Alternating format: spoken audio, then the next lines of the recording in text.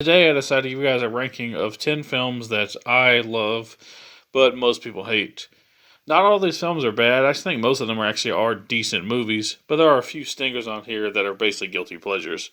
So without further ado, I decided to give you guys my list of the top 10 movies that I like, but other people hate. Terminator 3, Rise of the Machines. Released in 2003, T3 is, I think, a pretty damn awesome movie. People really think it just kind of was unnecessary. I completely agree. After T2, you really did not need a sequel, and this film kind of just retcons the ending of that movie and makes the apocalypse happen anyway.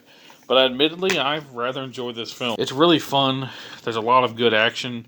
I think Kristanna Loken is actually a really good villain as the TX. I think Schwarzenegger did a damn good job getting him back into amazing shape for this movie, even though he was in his mid-50s. And this is really the last Terminator film, outside of maybe Dark Fate, that had any sort of punch as far as like an R rating goes.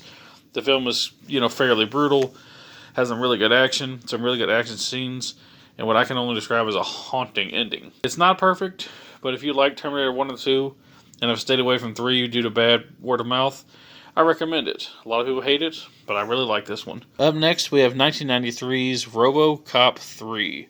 The third of the franchise, and the first one not starring Peter Weller, and instead starring Robert John Burke as Murphy. This one sees OCP merging with a Japanese corporation, and RoboCop having to fight off cyborg ninjas, and he has a jetpack this time around, and it's just a crazy over-the-top movie. It does have a PG-13 rating, and that does hurt it somewhat. There definitely didn't need to be a PG-13 RoboCop movie, but it is fun for what it is.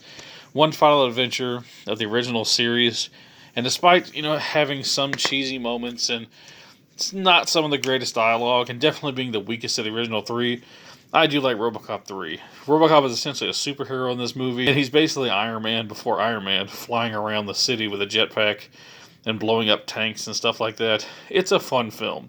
RoboCop 3. Really fun. Up next, we have Super Mario Bros. The movie from 1993. Not to be confused with the Super Mario Bros. Movie from this year. Super Mario Bros. Is essentially a movie that is the first movie based on a video game.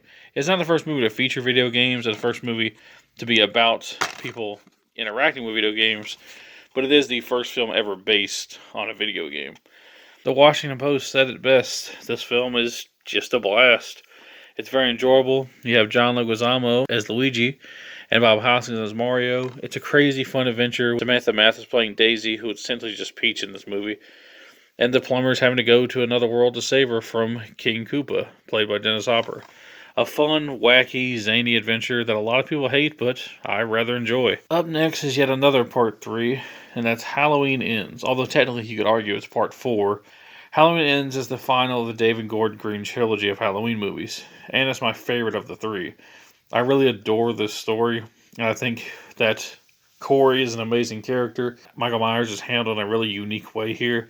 We see him trying to regain his evil and his power through murder at the hands of this other person, while regaining his own power and would continue to murder as well.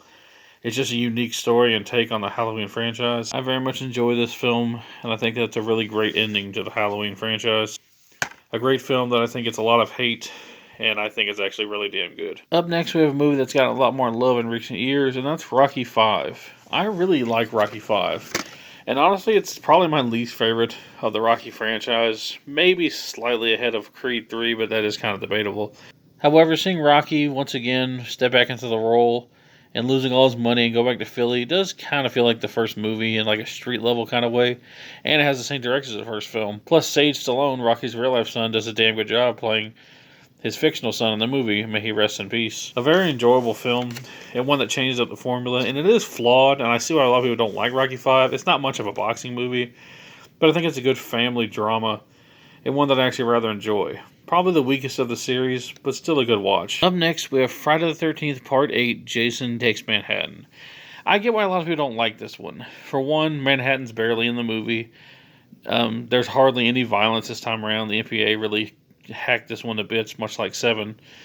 And, the boat setting might not work for some people, but for me, this is probably the most underrated of all the sequels. Because I love most of these movies, including 8, But I admit this one gets a lot of hate. As much as this film doesn't live up to the title, I think the boat setting is actually really unique, claustrophobic, and it's a pretty scary setting for a slasher film.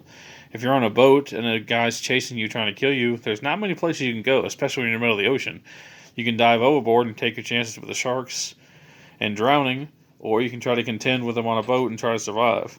I think it's a pretty damn cool setting for a horror movie, and I think it's actually pretty interesting.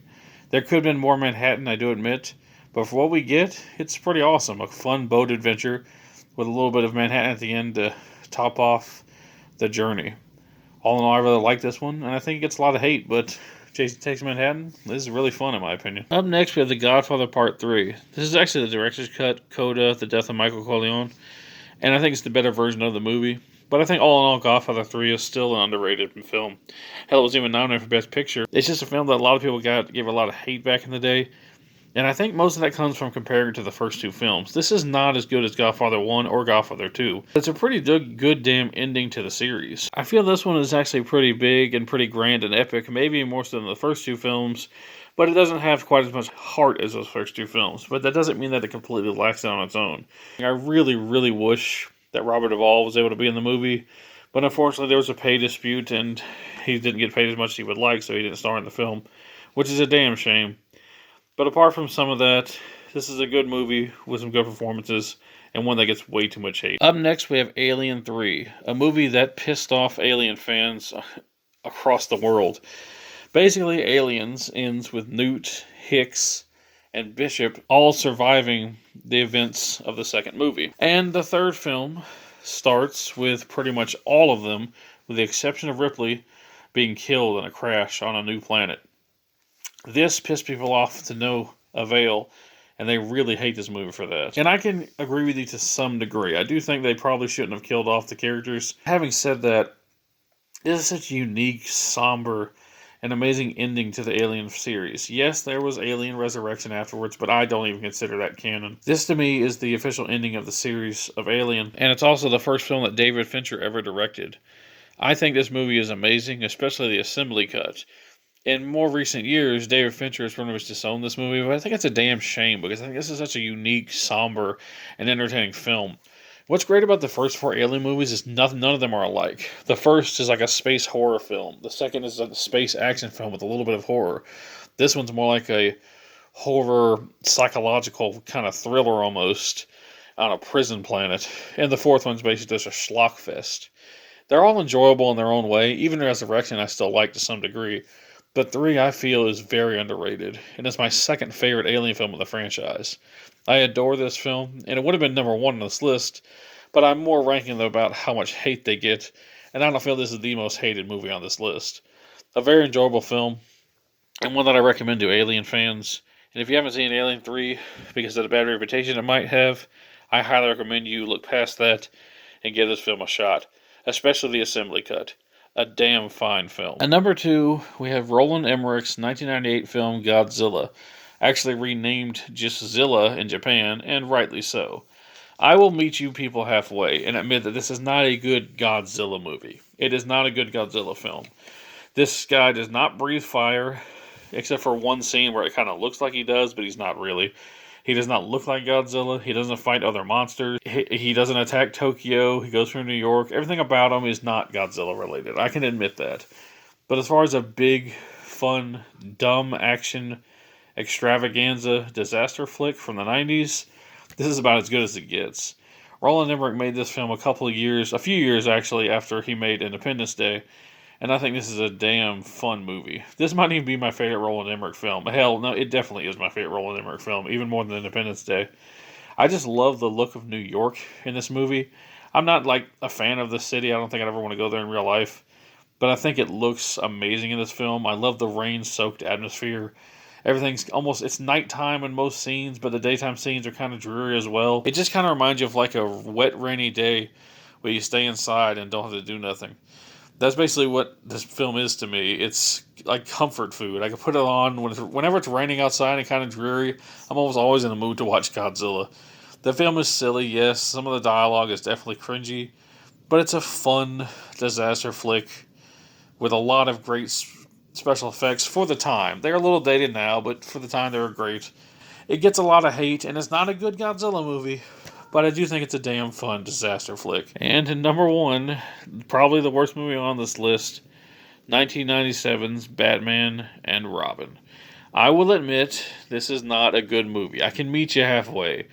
The film is tonally inconsistent. It is corny as all hell. The dialogue is bad. The story makes no sense. The plot is derivative. Everything about the film is it's a mess. But damn it if I don't really love this movie. I find this film to be highly entertaining, and I think it's probably one of the worst Batman films. But one thing I'll say about it is it's much better than Batman Forever.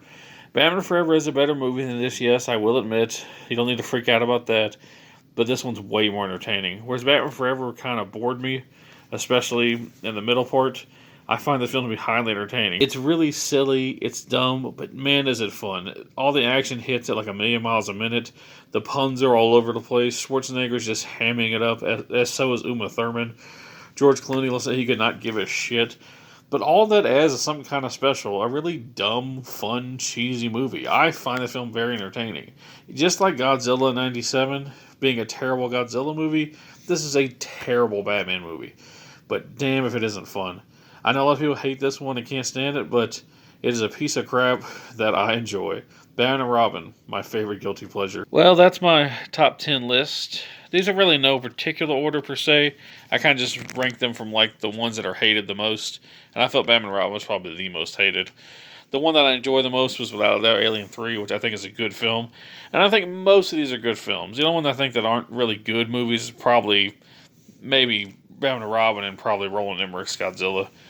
But this is a fun list to make, and one that, I thought was very enjoyable to put together. If you'd like, leave some movies down below that you think are hated, that you love, and peace out.